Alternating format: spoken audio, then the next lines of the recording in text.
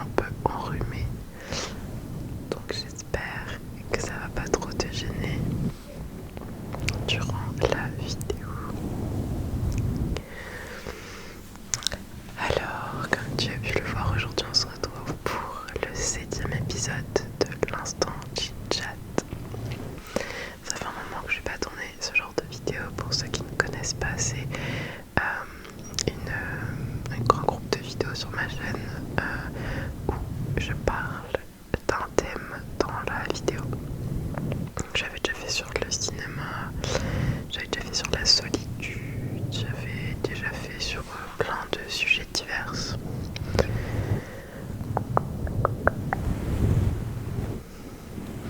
Et aujourd'hui on va aborder un thème qui est le travail dans une vie. C'est peut-être pas un thème très joyeux pour tout le monde, mais c'est un thème qui aujourd'hui me concerne énormément, donc je me suis dit que ça aurait pu être sympa de l'aborder.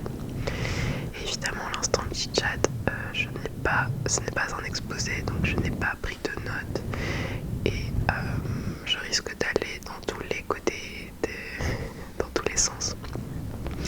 Mais c'est le but, c'est juste pour que vous puissiez avoir du blabla, pour que vous puissiez vous endormir, je l'espère.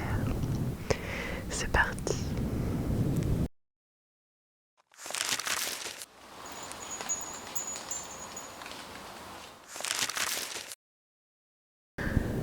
Alors, le travail, c'est assez vaste.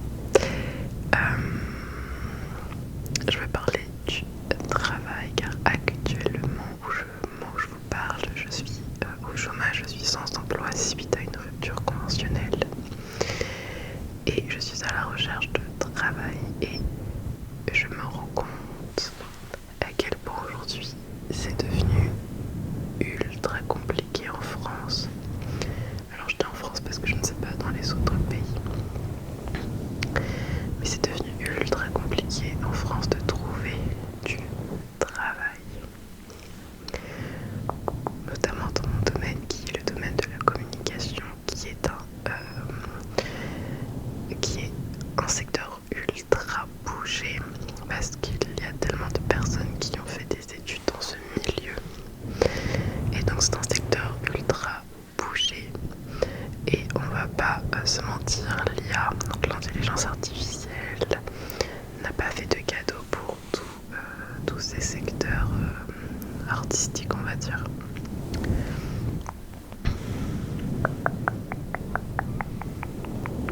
Donc on reprend un petit peu du début. Moi j'ai fait des études, j'ai une licence dans le domaine de l'audiovisuel, de la com et du graphisme,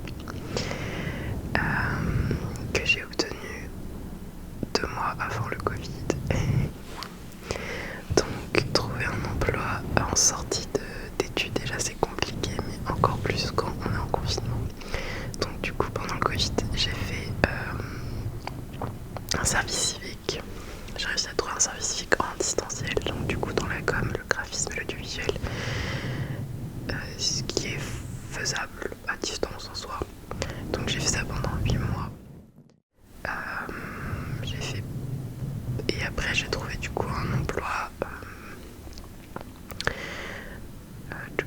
en tant qu'infographiste et réprographe dans une imprimerie où j'ai travaillé pendant 4 ans.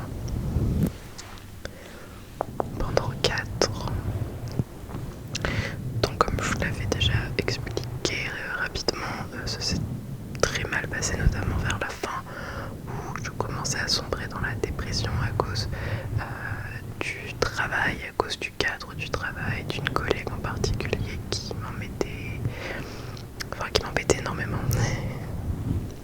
pour pas parler d'harcèlement. Et du coup j'ai demandé une rupture conventionnelle qui les 2 premières fois n'ont pas été acceptées, sauf que j'ai dû faire intervenir la médecine du travail. C'était tout un truc, j'avais dû aller voir une psychologue à l'époque. Donc tout ça pour dire que la rupture conventionnelle avait été acceptée. En fait dès que la médecine du travail a été prévenue, 2 jours après, la rupture co était signée, et vu qu'il me restait plus d'1 mois de vacances à prendre, parce qu'évidemment on pouvait pas prendre de vacances dans cette entreprise, et bah du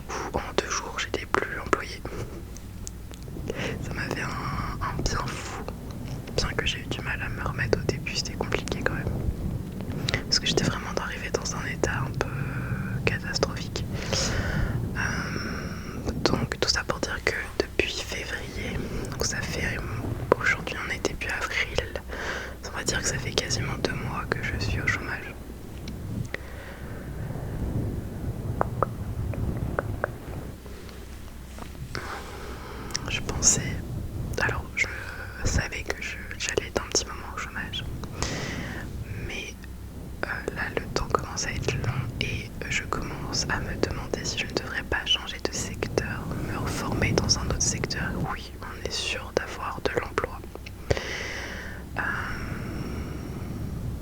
Je ne sais pas. Je ne sais pas quoi faire.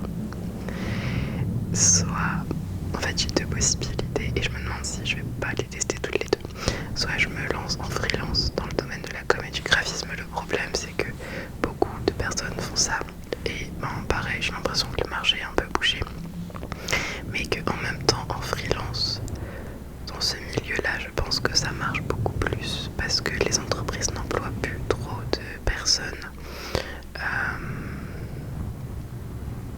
Juste pour, ils emploient des freelances pour des missions, ce qui est beaucoup plus simple que d'employer une personne en CDD ou CDI. Et la deuxième option du coup, c'est de me diriger vers un autre secteur et de me former dans lequel, je ne sais pas, mais dans un secteur qui embauche serait préférable.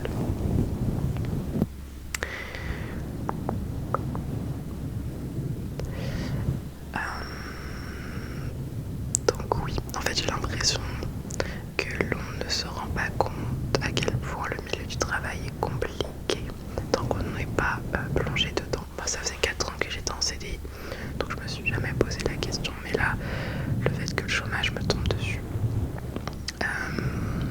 et tu te rends compte que voilà, moi j'ai quelques postes en graphisme et com dans ma région, mais c'est rare, et puis quand il y en a, on est 200 à postuler sur l'offre, c'est énormissime.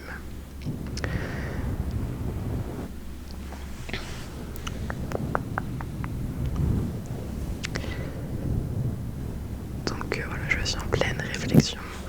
Moi dans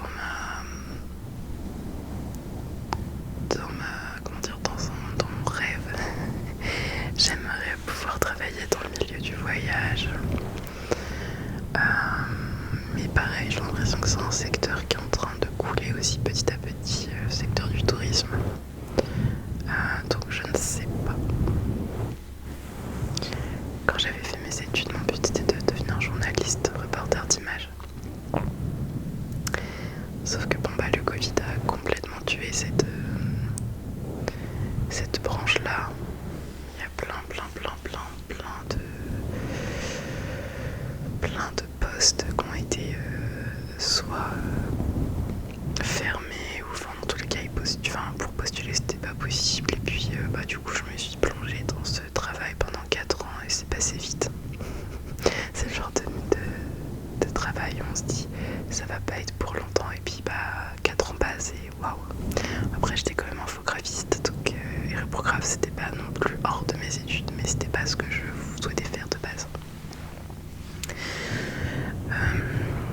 Donc voilà où j'en suis actuellement. Mais le milieu du travail est extrêmement dur et j'ai l'impression qu'on est une génération alors déjà qui ne se laisse plus faire, ce qui est une très bonne chose, et puis on a une génération qui commence à comprendre qu'on n'a pas envie de faire 39 heures dans un bureau par jour pendant 40 ans de sa vie pour pouvoir profiter à peine de la retraite, parce qu'on va avoir très peu de retraite, et on est une génération qui commence à prendre conscience de ça, et du coup c'est extrêmement compliqué. Il y a beaucoup, le taux de chômage chez les jeunes est énorme, je crois que on est l'un des pires en Europe, j'avais vu les stats, et je crois qu'on est avant-dernier de tous les pays en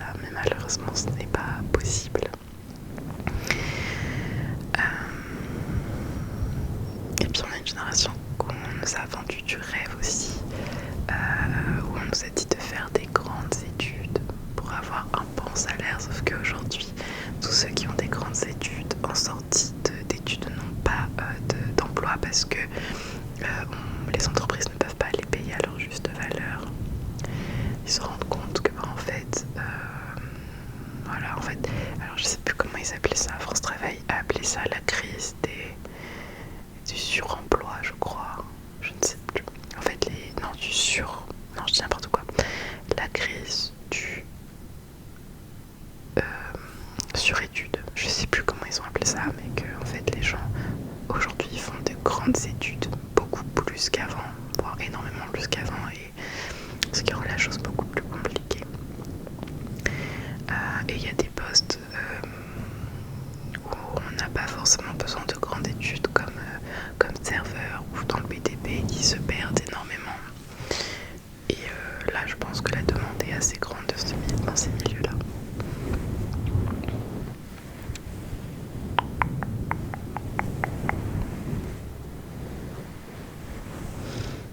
Ouais, je me rends compte que cette vidéo est pas hyper happy, mais écoutez, c'est un sujet comme un autre.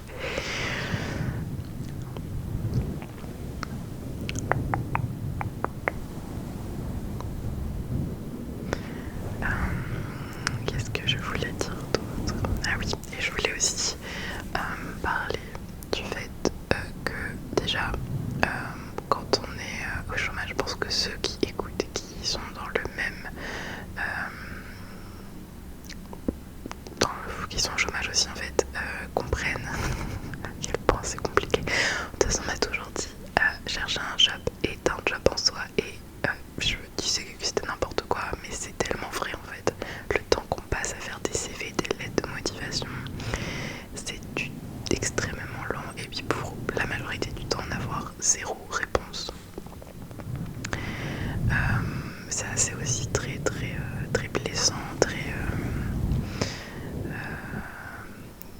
très démotivant en fait d'avoir zéro réponse, même juste un non. Je me contenterais juste un mail avec écrit non, je comprendrais, sauf que c'est absolument pas le cas. Et puis quand ils répondent, c'est à côté de la plaque, c'est un mail générique généralement. Moi j'avais postulé à une offre il y a 2 jours en tant qu'infographiste. Exactement ce que j'ai fait pendant mes études, exactement ce que j'ai fait pendant 4 ans.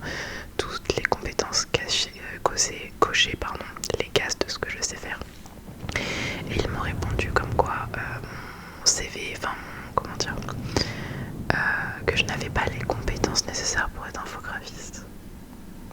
Du coup, j'avoue, je leur ai répondu, pas méchamment, mais je leur ai répondu que j'aurais bien aimé qu'on discute de ce qu'ils appellent ne pas avoir les compétences, parce que c'est absolument pas le cas en fait. Je pense que c'est vraiment un mail générique qu'ils envoient aux gens.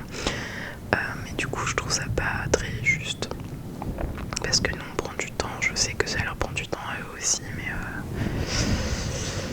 voilà. Et puis, il y a des offres aussi d'emploi, des recrutements qui sont d'une complexité aujourd'hui. Avant, on discutait avec ma famille avant d'envoyer un CV. On rencontrait la personne, le patron, le recruteur en entretien, et puis ça le faisait ou ça le faisait pas. Mais aujourd'hui, c'est une complexité. J'ai une amie qui était justement dans l'entreprise où j'étais avant, qui s'en va aussi parce que l'entreprise c'est vraiment une cata. Je suis pas la seule à être touchée au moral par cette entreprise, mais bref, qui me disait du coup qu'elle a postulé à une grande entreprise. Alors déjà, elle a dû postuler. Une fois que le CV a été accepté, elle a eu un quiz, un questionnaire à répondre en lien avec l'emploi. Une fois que ça a été accepté, il a fallu qu'elle fasse une vidéo où elle se présente, où elle répond à des questions et qu'elle envoie cette vidéo. Une fois que c'était accepté, il a fallu qu'elle fasse un premier entretien avec le recruteur, et une fois que ça a été accepté, il a fallu qu'elle passe un entretien avec le RH, le DRH, pour pouvoir intégrer l'entreprise. Ça fait 4 ou 5 étapes pour pouvoir avoir un job. Alors, et en plus, on parle d'un job au SMIC. Et honnêtement, ça devient n'importe quoi. J'ai l'impression que c'est vraiment la course à celui qui va en faire le plus pour pouvoir un job. On est obligé limite de se vendre. En fait, je trouve que ça devient n'importe quoi. Surtout dans le milieu où je suis. J'ai vu passer des vidéos de gens qui mettent leur CV dans les pare-brises de la voiture du patron de l'entreprise. J'ai vu des gens se déguiser dans leur CV, c'est-à-dire que j'ai vu un gars qui avait imprimé son CV en grand et qui l'avait collé sur lui. Et il est arrivé dans l'entreprise comme ça. Mais en fait voilà, c'est l'escalade à celui qui va en faire le plus, qui va se démarquer le plus, mais ça devient n'importe quoi. Le fait qu'on soit obligé de se survendre en permanence pour pouvoir décrocher un entretien, puis il va y avoir 4 ou 5 étapes après, en fait c'est ultra démotivant, enfin je sais pas. Dites-moi dans les commentaires si c'est que moi qui pense comme ça ou c'est général. D'ailleurs dites-moi aussi s'il y en a qui sont comme moi un petit peu perdus, qui sont en recherche d'emploi et si vous êtes en sortie d'études ou si vous êtes je sais pas, dites-moi votre situation, dites-moi ce que vous en pensez de cette situation justement. Voilà, compliqué.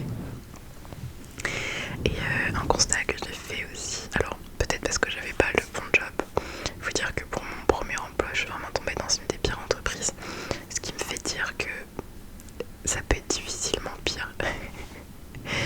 Mais en fait je me suis rendu compte que quand je suis en job, en emploi, c'est compliqué, c'est dépression, enfin bref voilà.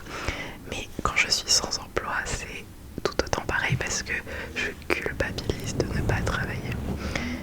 Et ça aussi c'est ultra compliqué à gérer. Il y en a qui arrivent à être sans emploi pendant des mois et qui se la coulent tous et qui ont l'esprit bien tranquille, et je rêve d'être comme ça. Moi ce n'est absolument pas mon cas. Je culpabilise de ne pas travailler et ça devient ultra compliqué. Pourtant ça fait que 2 mois, j'ai envie de dire, parce que je vois qu'il y en a, ils sont des années à être au chômage. J'avais fait une petite formation avec Pôle emploi qui était très intéressante, avec France Travail, ce n'est plus Pôle emploi, pardon, où on apprenait à faire un entretien, à se vendre en entretien, ce qui était très intéressant parce que je me suis rendu compte qu'après 4 ans, j'avais pas fait d'entretien et que je savais plus trop comment on gère un entretien d'embauche. Et il y avait des personnes qui étaient là, on avait tous en moyenne le même âge, entre 25 et 30 ans max. Et il y avait des gens, déjà ils avaient tous un master minimum, j'étais la seule à avoir une licence. Il y avait une fille qui était en master de neurosciences, qui a eu un master en neurosciences, qui s'occupe de cloner des biobactéries, des êtres cellulaires. Franchement elle a déblatéré tout ce qu'elle disait, c'était une dinguerie pour rester polie. Et ça fait 1 an et demi qu'elle est au chômage.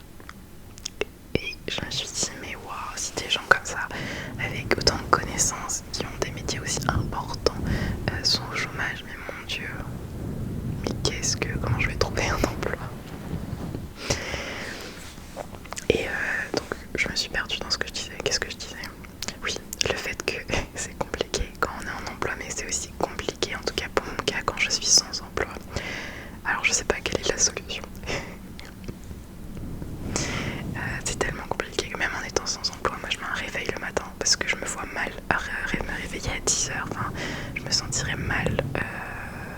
J'ai besoin que mes journées soient rentables en fait, même si je travaille pas.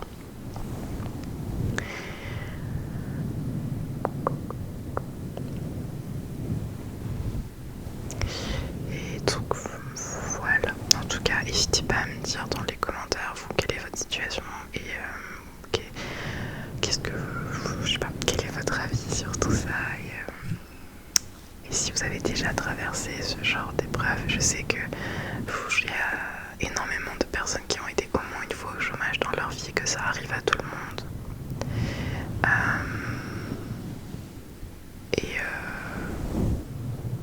Et voilà, qu'il faut pas trop culpabiliser, mais c'est compliqué. C'est extrêmement compliqué. En plus, les gens comprennent pas forcément et j'ai l'impression que plus je vais rester au chômage et moins je vais avoir la possibilité d'avoir un travail. Donc voilà. Je suis très curieuse d'avoir votre avis sur la question.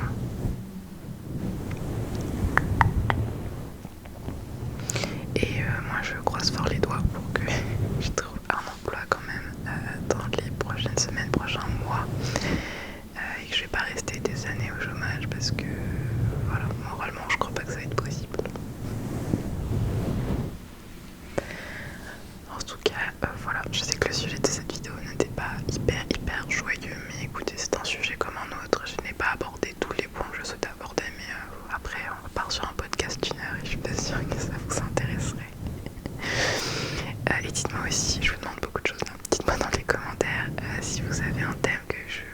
idées que j'apporte dans un épisode de l'Instant